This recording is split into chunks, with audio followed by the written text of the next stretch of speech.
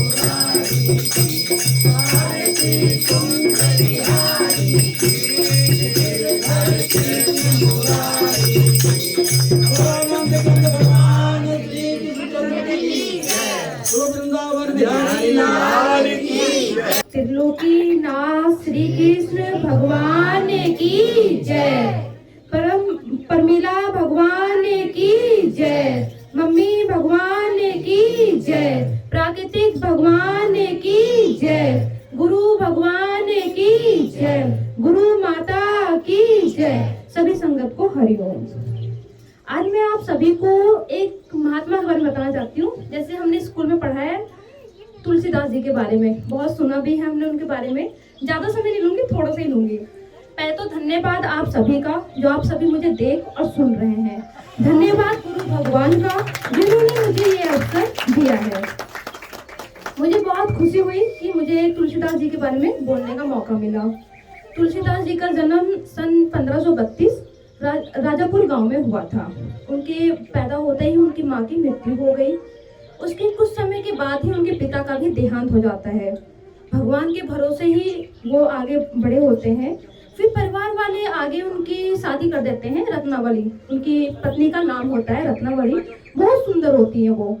तो रत्नावली से वो बहुत प्यार करते हैं, क्योंकि उनके एक तो माँ बाप से प्यार नहीं मिलता, तो अपनी बीवी से बहुत प्यार करते हैं तुलसीदास जी। तो वो अपनी बीवी के बिना ना एक वक्त भी रह नहीं पाते। जैसे होता है हमारे में, अगर किसी लड़की की शादी हुई है तो चौथे पे या 10-15 दिन पे उसको मायके जाना ही पड़ता है। ऐसे ही सेम था कि जब रत्ना जी की शादी हुई, पहली चीज तो हमें दोनों टाइम का सत्संग लेना बहुत जरूरी है। क्योंकि मैंने वाणी में यही सुना था, जब मैं मम्मी से पूछ रही थी कि मम्मी मन क्यों भटकता है मेरा, तो मैंने यही सुना गुरु जी की वाणी में कि मन हमारा इसलिए भटकता है क्योंकि हम दोनों टाइम सत्संग नहीं आते या भगवान की वाणी या वचन नहीं सुनते हैं, तो संसारिक चीजों में हम ज्यादा समय बिताते हैं तो हमारा मन वहाँ भटक जाता है। अगर वही चीज हम कथा कहीं मतलब काम करते हुए भी कथा लगा ले, कोई वाणी लगा ले, उसको सुनते रहें तो हमारा मन अपने आप मतलब धार्मिक चीजों की तरफ चलता रहेगा। यही एक कारण है और यही रीजन है कि हमें धार्मिक चीजों की तरफ तभी हम हो पाएंगे जब हम अपने काम करते वक्त भी कोई भी वाणी चला ले या कोई भी हम भगवान की कथा कोई भी कहानी सुनेंगे, उसको सुनने से हमें अपना धार्मिक की तरफ हम आगे बढ़ते रहेंगे और हमें सत्संग का भी याद रहेगा। दोनों टाइम सत्संग आने से हम सांसारिक दुनिया से भी थोड़ा छूटते जाएंगे। हरिओम।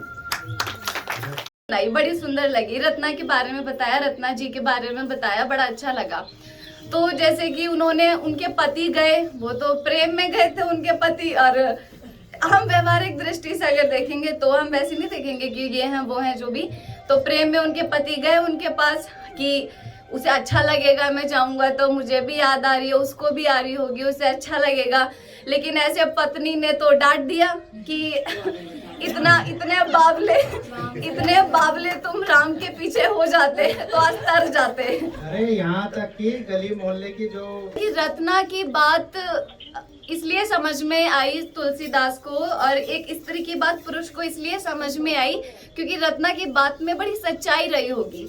ऐसी दमदार स्त्रियां होती है दुनिया में जिनकी एक बार की बात समझ में आ जाती है, तो रत्ना की बात में सच्चाई रही होगी जिसकी सोच मैं तो ऐसा नहीं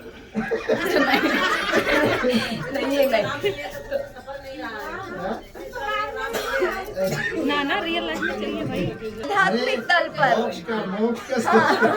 मतलब आध्यात्मिक तल पर उठने का, ऐसे ऊपर नहीं, अभी थोड़ी जाएंगे। तो इसीलिए ये जो इसने सुनाया ना शिखा ने, मुझे बड़ा अच्छा ना इसीलिए लगा कि इसको जीवन में ना थोड़ा उतारा जा सकता है, समझा जा सकता है। माता पिता को ज्यादा उतारना चाहिए ये, क्योंकि उनका ज्यादा काम रहता है ना इन चीजों में।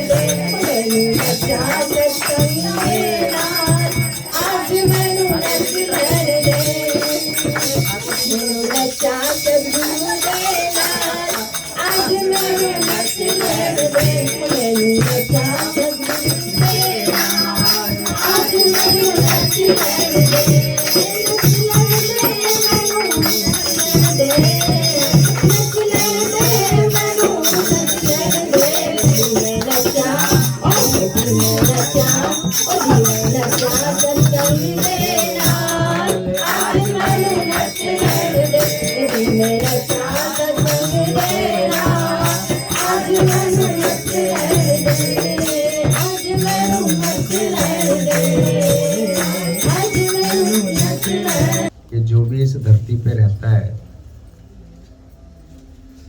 वो अहंकार के साथ ना रहे। क्योंकि मनुष्य का पतन उसका अहंकार करता है, क्योंकि अहंकार के वशीभूत होकर मनुष्य अपने को कुछ मान लेता है और भगवान को भूल जाता है। अगर हम किसी रिश्ते नाते में जाते हैं, कुटुंब कबीलों में जाते हैं, तो हम उन्हीं के अनुसार रहते हैं। जैसे वो हमें बैठाए, जैसे हमें वो चलाए, खिलाए, सुलाए, जैसे भी उन्होंने हमारी व्यवस्था रखी हुई है, हम अपनी इच्छा नहीं रख सकते। अगर मनुष्य ये समझ ले कि इस धरती पर हम मेहमान हैं और परम पिता परमेश्वर ने हमारी व्यवस्था की हुई है, उसमें हम इच्छा ना रखें कि हमें इतना मिले, और अगर मिल जाए तो भूले नहीं कि ये किसकी कृपा है। लेकिन मनुष्य के पास ज्ञान नहीं होता और वो ज्ञान के वशीभूत होकर अहंकार के अधीन हो जाता है और अपना पतन कर लेता है और 84 के फेरे में फंस जाता है। आए थे जगत में किस लिए, कि ये सोच विचार करें कि जो ये प्रभु भक्ति के लिए मिली थी, साथ संगत में बैठने के लिए मिली थी, अपना उद्धार और कल्याण करने के लिए मिली थी। आज भी अगर मनुष्य जिंदा है तो उस पर विचार करे कि भगवान ने मुझे क्यों जिंदा रखा हो। हमेशा आंखें यहाँ नहीं खुलेंगी, एक दिन वो भी आएगा जब ये आंखें ना जाने कहाँ खुलेंगी। अगर हमारी नैतिकता, अच्छाई, सच्चाई, भलाई, उदारता, अपनापन के भाव से किए हुए कर्म होंगे तो ये आंखें बैकुंठ में खुलेंगी, नहीं तो 84 के फेरे में वो फिर से फंस जाएगा। तो अहंकार मनुष्य का एक ऐसा दुश्मन, बैरी है, ऐसा शत्रु है जो उसे 84 के फेरे में ले जाता है। इसलिए कहा है कि मन अंतर की करो सफाई, जब देवेंगी प्रीतम दिखाई। मनुष्य की देह मिली, क्या मैंने भगवान देखा? भगवान तभी मनुष्य देख सकता है जब उसका अहंकार गल जाता है, उसकी मैं गल जाती है। हम ये देख सकते हैं कि कोई बीमार है, लेकिन बीमारी कौन सी है ये डॉक्टर ही देखता है। हम ये देख सकते हैं कि ये सोना है, लेकिन कितने क्रेट का, किस क्वालिटी का है, ये सुनार ही देखता है। हम कह देंगे ये बीज है, लेकिन कौन सी नस्ल का है, इसमें से कैसा वृक्ष निकलेगा, ये माली ही बता सकता है। इसी प्रकार एक भक्त ही भगवान को देख सकता है और कोई नहीं देख सकता। भगवान देखने के लिए मन, बुद्धि, इंद्रियों का नियंत्रण करना पड़ता है, सब कुछ भूलना पड़ता है। इसलिए कहा है कि अपने अहंकार को गलाकर भगवान के दर्शन करो। क्योंकि अगर मनुष्य देह में हमने सब कुछ देखा और भगवान नहीं देखा तो कुछ नहीं देखा। बीज की यात्रा वृक्ष तक पूरी मानी जाती है और नदी की यात्रा समुद्र तक मानी जाती है। क्या मनुष्य की यात्रा उसके परमात्मा तक होगी? जगत में सब कुछ बटोरते चला आया मनुष्य, लेकिन ये नहीं समझ रहा है कि ये सब छूटने वाला है। धीरे धीरे आयु बढ़ गई, शरीर घटता चला गया, अंत वेले इसके हाथ कुछ नहीं आया। लेकिन अहंकार के वशीभूत होकर मैंने किया, मैंने बनाया, मैंने पाले, मैंने पोसे, संग में चला ना उसके कोई, वो देखता सोचता ही एकदम सो गया। इसलिए कहते हैं कि जागृत मनुष्य बनो। इस समय का जो जागना है वो देह से है, अंतरात्मा से नहीं है। अंतरात्मा से तभी जागेगा मनुष्य जब साथ संगत में आएगा। घर में तो वो रिश्ते नातों से जागता है, भाई बंधु और कुटुंब कबीलों से जागता है। जिस प्रकार जब कोई ऑफिस जाता है या अपने व्यापार पे जाता है तो उसे अपना पद याद आ जाता है और वो उसके अनुसार ही कार्य करता है। इसी प्रकार वो घर में भी करता है। लेकिन जब वो साध संगत में आता है, गुरु की शरण में आता है, भगवान की शरण में आता है, तो वो जानता है कि मैं कौन हूँ, मैं आत्मा हूँ, मैं ये शरीर नहीं। ये जो शरीर है ये 5 तत्वों का है, आधा अधूरा है, ये पूर्ण नहीं है। इसमें बैठी जो आत्मा है वो पूर्ण है, वो शाश्वत है। शरीर शाश्वत नहीं है, इसलिए अधूरा बताया गया, लेकिन मूल्यवान बहुत है। यही वो देह है जो हमें परमात्मा से मिलाती है, लेकिन कब? जब मन अंतर साफ होता है। ये सुबह शाम की जो हम सब भागा दौड़ी कर रहे हैं, ये भगवान के दर्शन के लिए कर रहे हैं। और हम सबको भगवान के दर्शन हो गए हैं, क्योंकि हम सब में अहंकार नहीं है। नहीं तो अहंकार सबका पतन करता है। सावधानी बरतनी होती है, क्योंकि अहंकार के वशीभूत होकर ही मनुष्य साथ संगत का भी त्याग कर देता है कि मुझे अब इसकी आवश्यकता नहीं है, क्योंकि उसने शुरू से ही सत्संग को सहारा नहीं माना था। अगर हम अपने जीवन में सिर्फ और सिर्फ सत्संग को ही एक सहारा मान लें तो हम कभी नहीं चल सकते, क्योंकि आधार पहले भी बहुत बने हुए थे। ये इतना जरूरतमंद का आधार नहीं बनाया था कि सबसे ज्यादा जरूरत मुझे सिर्फ सत्संग की है और सत्संग ही मेरा उद्धार करेगा, मेरा कल्याण करेगा। इस भवसागर में सभी नाव बह जाती हैं या डूब जाती हैं, पर पार उतारने में सक्षम तो सिर्फ सत्संग है, क्योंकि इसमें बैठे सतगुरु आप हैं। इसे कोई साधारण मनुष्य नहीं चलाता है। संसार की बहुत नावें काम, क्रोध, लोभ, मोह, अहंकार के वशीभूत होकर चल रही हैं। थोड़ी थोड़ी देर में गुस्सा, विषय, विकार, राग, द्वेष, डर, भय, चिंता, कलह, कलेश, धन, दौलत, ओहदे, पद, रंग, रूप, उम्र, जाति, विद्या, योग्यता, वो सब डूब जाती है। लेकिन ये जो सत्संग की नाव है ये तैरती रहती है, क्योंकि ये प्रेम से चलती है, ये उदारता से चलती है, ये करुणा से चलती है, ये संयम और शांति से चलती है, भगवत भाव, भगवत प्रेम से चलती है।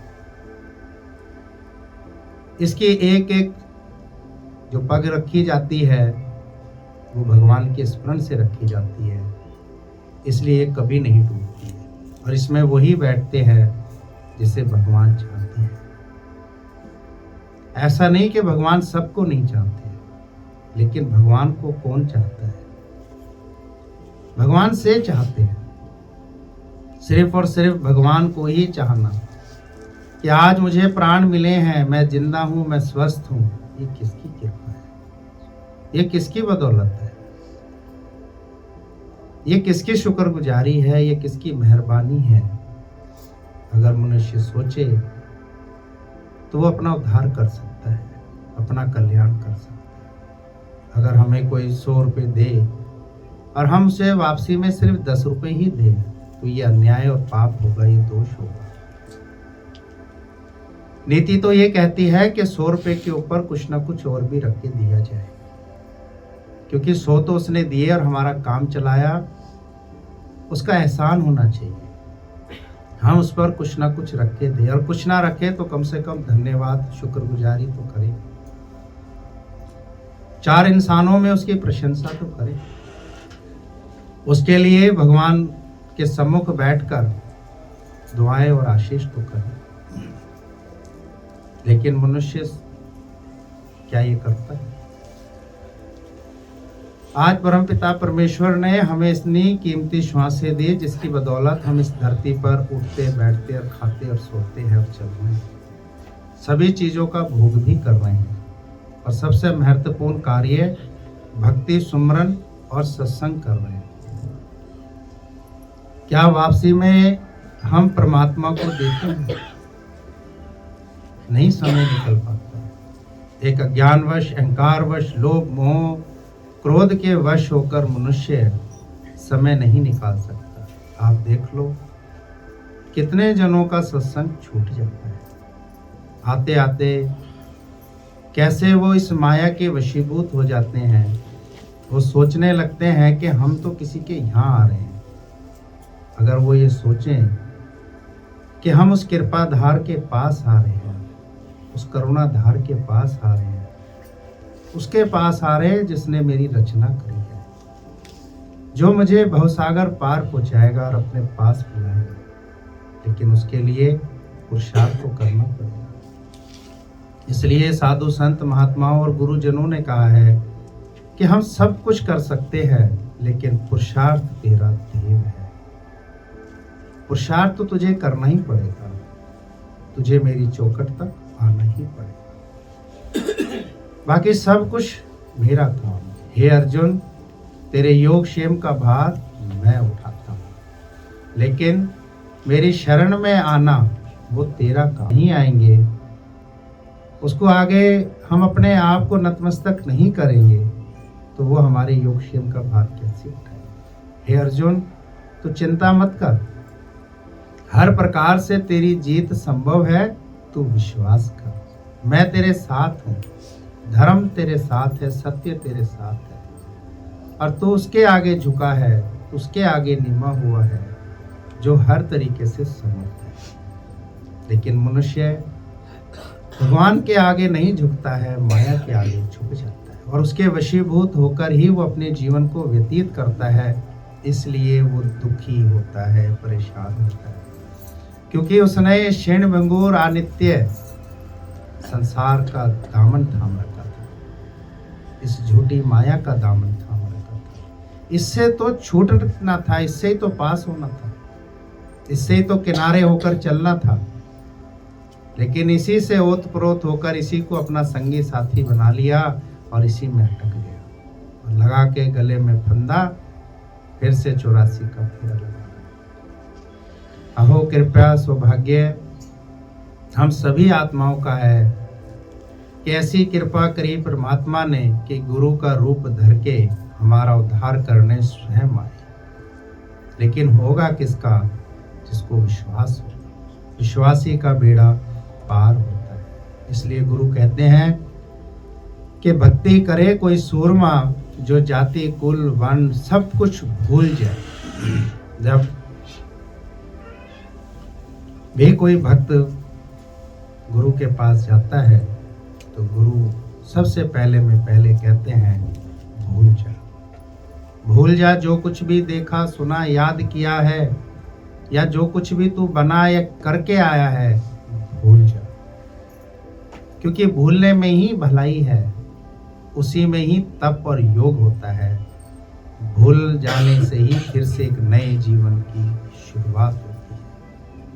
और याद रखना है तो सिर्फ एक ही शब्द रखना है कि भगवान ही सब कुछ है, उसके सिवा कुछ भी नहीं है। वही करता है। आज से करोड़ों वर्ष पहले या आज या आने वाले करोड़ों अरबों वर्ष तक कौन करता है? करण करावन आपे आप, मानुष के कुछ नहीं आप। मनुष्य सोचता है कि मैं करता हूं, यही उसका अहंकार है। पत्ता या तिनका जब उड़कर किसी शिखर पर पहुंचता है तो अहंकार वश वो कहता है कि देखो मैं अपने दम और बलबूते से यहाँ तक पहुंच गया।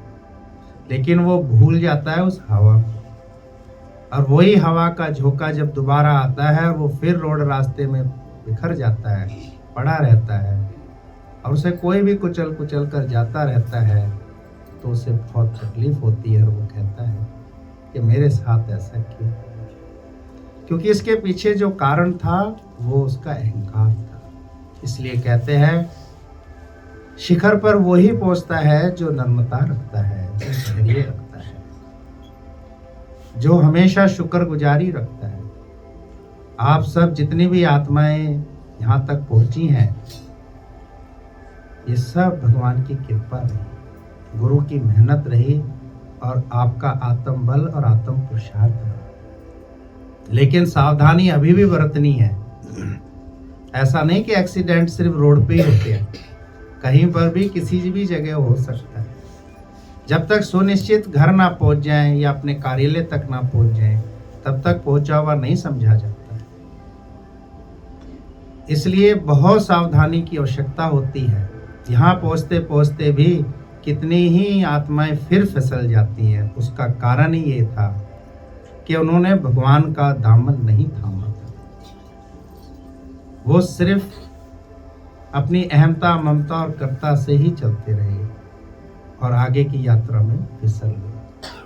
इसलिए हमेशा अपने ऊपर सावधानी रखें, सतर्कता रखें कि इस मन को ना आने दें, इस अहंकार को ना आने दें। ध्यान अपने पे रखना है, किसी पे नहीं रखना। इसलिए तो कहते हैं कि तू सिर्फ अपने को जान। यहाँ भी सभी आएंगे, तुझे सिर्फ उनमें भगवान और आत्मा ही देखना है और रोजाना ही आना है, क्योंकि श्वास श्वास की भक्ति है ये। जब मनुष्य श्वास श्वास की भक्ति करता है और अपने प्राण की बाजी लगाता है, तो प्राणनाथ भी उस पर अपनी कृपा करते हैं और बार बार उसका इस धरती पर आना जाना खत्म करते हैं। लेकिन भक्त को परीक्षा तो देनी पड़ती है। अपमान, निंदा, चुगली, अप्रशंसा, सुख ना मिलना, इस धरती का क्षीण भंगुर जो सुख होता है, ये सब उसे नहीं मिलेगा। क्योंकि भगवान भी झंझोड़ कर देखते हैं कि मेरे सिवा इसने कुछ और भी रखा है क्या। इतना धैर्य संसार में रखना, संयम, शांति रखना हर एक के होते नहीं है। और जिंदा मनुष्य में भगवान देखना और गुरु देखना, ये और भी बड़ा तप होता है। क्योंकि शास्त्रों में तो जो लिख दिया सो लिखा हुआ है, लेकिन जो एक जिंदा शास्त्र गुरु है, उसमें वो भाव, श्रद्धा और प्रेम देखना, उसके लिए अपना अहंकार करना। क्योंकि हमारा प्रेम जड़ चीजों में बन जाता है, लेकिन चेतन में बनना मुश्किल हो जाता है। क्योंकि चेतन के प्रति मनुष्य की उम्मीदें अलग होती हैं। क्योंकि शास्त्रों में वो कर्म नहीं देखेगा, स्वभाव नहीं देखेगा, जाति नहीं देखेगा। लेकिन जिंदा शास्त्र जो गुरु है, कहीं ना कहीं फिर वो मैं, मन, अहंकार, बुद्धि हमें फिर अटकाती है। क्योंकि वो अंत तक हमारा पीछा करती है। अंत तक वो हमें भगवान की भक्ति से हटाना चाहिए। नदी जब पूरी तरह समुद्र में जाएगी, तभी उसका नाम समुद्र पड़ेगा, फिर नदी नहीं पड़ता है। जब हम पूर्ण श्रद्धा, भाव, प्रेम, लगन, उदारता, करुणा और मिठास, धैर्यता और सच्चाई से जब हम इस सत्संग में आते हैं, तभी सत्संगी माने जाएंगे, जब सभी विषय विकारों से हम मुक्त हो जाएंगे पूरी तरह से सत्संग। फिर और कुछ भी नहीं बचा। घी में अब कुछ नहीं है। अब घी से सब कुछ बन सकता है, बहुत कुछ बन सकता है। लेकिन अब वो अपने चरम लक्ष्य, परम लक्ष्य पर है, अपने सत्य पर पहुंच चुका है। वो एक बहुत उज्जवल औषधि के रूप में आ गया है।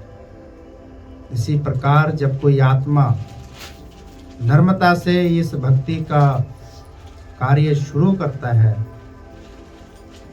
और अंत में वो अपना आत्म समर्पण करता है, शरणागत होता है, तो उस आत्मा का नाम परमात्मा पड़ता है। वो अपने चरम लक्ष्य, चरम उद्देश्य पर, परम उद्देश्य पर पहुंच चुकी है। अब उससे जैसे भी सोच, विचार, दृष्टिकोण, हाव भाव, वचन, वाणी, जो कुछ भी निकलता है, खाली मुख से नहीं, रोम रोम से, उसके विचारों से भी चलता है, उसके ध्यान से भी चलता है, तो वो उद्धार और कल्याण ही करता है। जिस प्रकार एक फूल की जब खुशबू चलती है, या उसकी पत्तियां चलती हैं, या वो खुद चलता है, या हम उसका नाम भी लेते हैं, तो अंतर हृदय में खुशी आती है। तो ऐसे ही जो आत्मा परमात्मा तक पहुंचती है अपनी नम्रता से, धैर्यता और सच्चाई से और पुरुषार्थ से, अब से जो कुछ भी निकलेगा वो सब के लिए उद्धार ही करता है। लेकिन ये आव भाव और ये गुण संसार में नहीं मिलते हैं। वहां तो काम, क्रोध, लोभ, मोह, अहंकार बांटा जा रहा है, विषय विकार बांटे जाते, क्रोध, लोभ, निंदा, चुगलियां बांटी जाती, बुराइयां बांटी जाती, विषय विकार बांटते। कोई कुछ कह रहा है, कोई कुछ कहता है, कोई कुछ कहता है,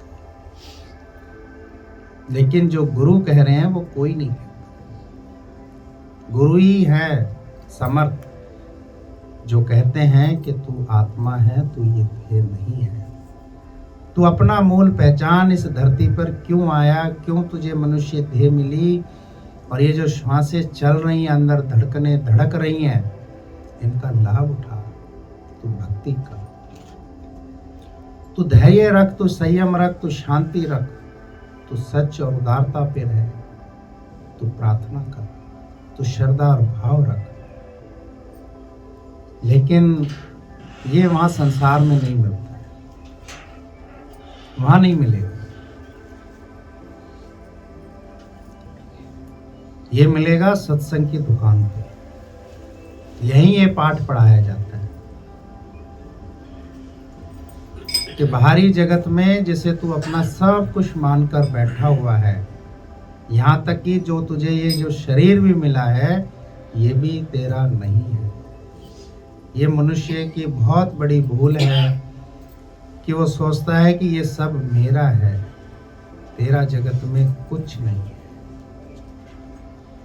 आया खाली है खाली और जा भी खाली ही रहा है। संग में चला न तेरा कोई, फर्ज कर्तव्य सब ने निभाए, पर साथ में तेरे कुछ न चला। कोई माता बना, कोई पिता बना, कोई भाई बना, कोई बंधु बना, कोई कुछ बना, लेकिन वास्तविकता में साथी तेरा कोई नहीं।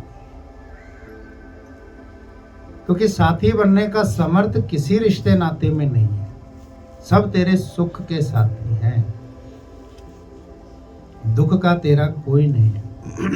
दुख में लगता है कि हमारा साथ दे रहे, लेकिन उनकी एक सीमा है, वो एक सीमा तक साथ देते हैं।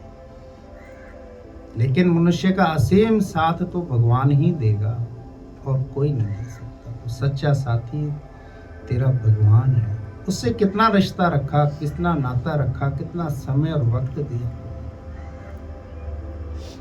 अगर रोजाना हम देखें कितना वक्त हमने इस जड़ को दिया, पदार्थों को दिया, लेकिन उस महाचैतन्य महाप्रभु को बहुत तोल कर वक्त दिया।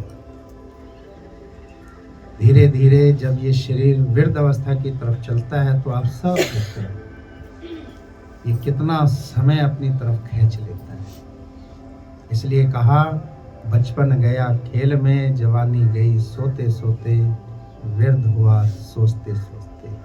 और कब वो मृत्यु की नींद में सो गया उससे ही पता नहीं चला। अपना मूल्यवान जीवन इसी भागा दौड़ी में खो दिया। और जब जाने का वक्त होता है यहाँ से, तो धोखा और दुख, झूठ, तकलीफ ही उसके पास होती है। ये सब उसे उसके अज्ञान से मिला, उसे उसके अहंकार से मिला। सही समय पर वो गुरु के पास नहीं आया, साथ संगत में नहीं बैठा, और जिन गुणों के साथ इस संसार में रहना था वो भी नहीं रखा। गृहस्थ में कितना कलह कलेश करता है, कितनी व्यवस्था खराब करता है समाज में, रिश्ते नातों में कितना मैं और अहंकार रखता है, कैसे स्त्रियों पर जोर लगाता है, स्त्रियां पुरुषों पर जोर लगाती है, कैसे मनुष्य एक दूसरे पर अपनी हक हुकूमत जमाता है। लेकिन ये शक्ति, ये सत्ता, ये ताकत, ये हुकूमत किसकी है? भगवान की। तुझे तो सिर्फ एक मौका दिया था भक्ति करने का, फंस गया भोग विलास में।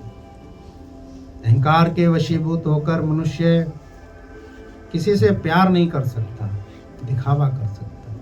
अहंकार के वशीभूत होकर मनुष्य किसी को अपना नहीं बना सकता, सिर्फ मतलब के लिए बनाता है। अहंकार के वशीभूत होकर ही मनुष्य भगवान से अलग हो जाता है। बाहर से भले ही राम बोलता है, अंदर से काम वासना रखता है। बाहर से भले ही वो कहे कि मैं भगवान का हूँ, लेकिन भीतर कहता है कि ये सब मेरा है। अपनी मैं और हक और हुकूमत ही जताता है। थोड़ा सा भी कार्य करता है तो उसको जता देता है, भगवान को भूलता है। सुख, समर्थ और शांति और आनंद तो मनुष्य को दिए हुए थे मुफ्त में, जिसकी वो खोज कर रहा है कि इन चीज़ों में सुख है, शांति है, खुशी है। अब भागता जा रहा है इन जड़ पदार्थों के पीछे पीछे। बड़ी बड़ी हुकूमतें इकट्ठी करता है, बड़ी बड़ी रियासतें बनाता है, तरह तरह की साजिशों को रचता रहता है, लेकिन क्षण भर की शांति और आनंद नहीं पाता। बहुमूल्य जीवन तभी ये महानता की तरफ माना जाता है जब ये भक्ति और सुमरन और सत्संग से चलाया जाएगा, आज्ञा में चलाया जाएगा, धैर्य और शांति से, निर्मलता से चलाया जाएगा, सच्चाई और सफाई के साथ चलाया जाएगा। अगर तिनक मात्र भी इसमें कलह कलेश आ गया तो ये वापस कर दिया जाएगा, रिजेक्ट बोलते हैं कि अभी पास नहीं। ये 84 के फेरे के जो दुख हैं बहुत जबरदस्त है।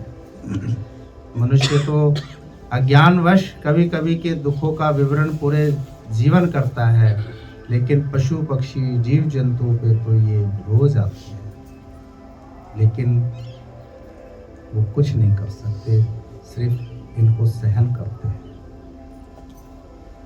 तब पता चलता है उस जीव को कि मनुष्य का जो शरीर था कितना मूल्यवान था। फिर वो परमपिता परमेश्वर से धरती, मकान, दुकान नहीं मांगता है, ओहदे, पद, नौकरियां, शोहरत नहीं मांगता है, किसी भी कुटुंब कबीले के लिए कुछ नहीं मांगता है। वो सिर्फ एक ही प्रार्थना करता है कि हे भगवान, मनुष्य देह मिल गई और इस मनुष्य देह से मैं तुम्हारी भक्ति करूँगा। गर्भ में किया था जो वादा भूल गया इस धरती पे आके, पढ़ के फर्ज कर्तव्य और अज्ञानता की इस रीति रिवाजों में वो भूल गया अपना सबसे महत्वपूर्ण कर्तव्य है कि राम भजो, गोविंद भजो, कृष्ण भजो। और भजने लगा वो संसार को, इकट्ठा करने लगा बेईमानी के दानों को, नाम शोहरत के पीछे वो भागता भागता भूल गया अपने मूल अस्तित्व को। इसलिए गुरु की आवश्यकता होती है, वो हमें जागृत करते हैं। दुनिया के धंधे तो दुनिया कर देगी, लेकिन बंदे सोच के देख, इस दुनिया को बनाने वाले उस भगवान का काम कौन करेगा? ये कोई आत्मा है जो भगवान के काम को करती है, और भगवान का काम जो सबसे महत्वपूर्ण है वो यही है, सर्व से प्रेम। जिन प्रेम किया तिन प्रभु को पाएगा, और जिसने प्रेम नहीं किया सो फिर बार बार इस गर्भ जोनी में अटकेगा, फिर नरक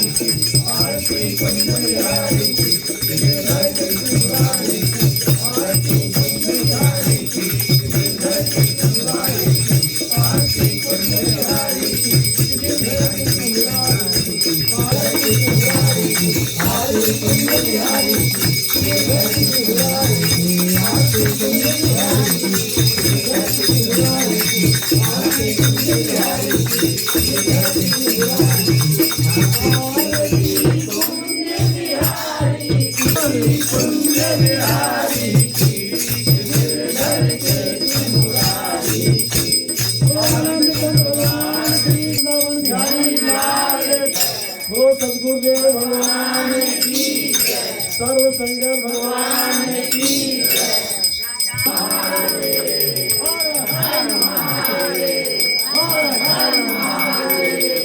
बोलो सदगुरुदेव भगवान